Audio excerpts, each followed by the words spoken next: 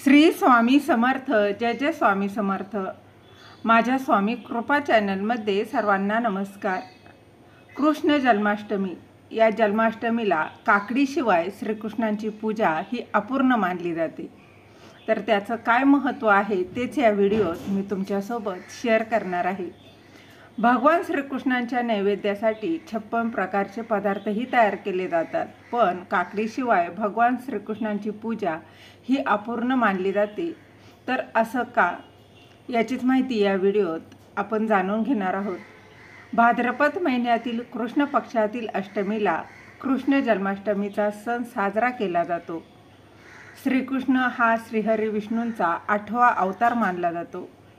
कंसाच्या अत्याचारापासून लोकांना वाचवण्यासाठी भगवान श्रीकृष्णांचा जन्म माता देवकीच्या पोटी एक कारागृहात झाला. श्रीकृष्ण यांचा जन्म रात्री 12 वाजता झाला. त्यामुळे दरवर्षी कृष्ण जन्माष्टमीची पूजा ही रात्री 12 वाजता केली जाते. तर यंदा कृष्ण जन्माष्टमी ही 15 ऑगस्ट 2025 या दिवशी साजरी केली जाणार आहे. श्रीकृष्णाच्या पूजेमध्ये त्यांच्या शृंगाराला खूप महत्त्व आहे. त्यांच्यासाठी 56 प्रकारचे खाद्यपदार्थही तयार केले जातात, पण काकडीशिवाय भगवान श्रीकृष्णांची पूजा का अपूर्ण मानली जाते.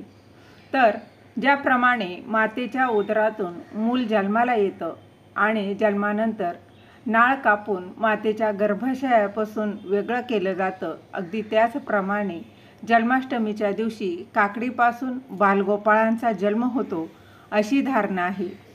याच दिवशी कृष्णाचे बालरूप सकाळपासून काकडीमध्ये ठेवतात.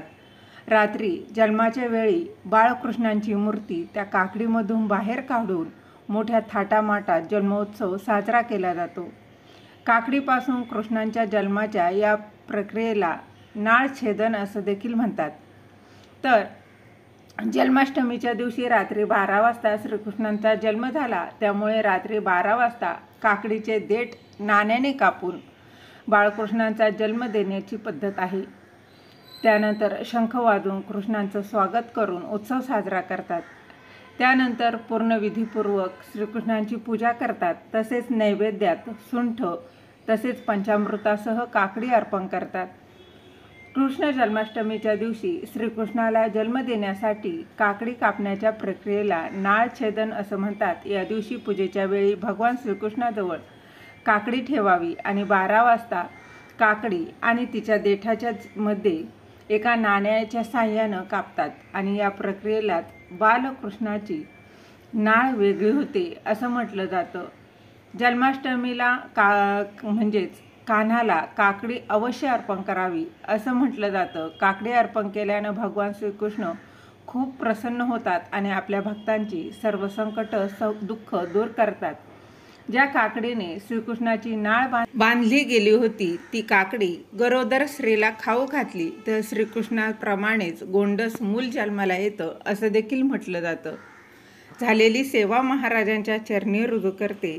श्री स्वामी समर्थ.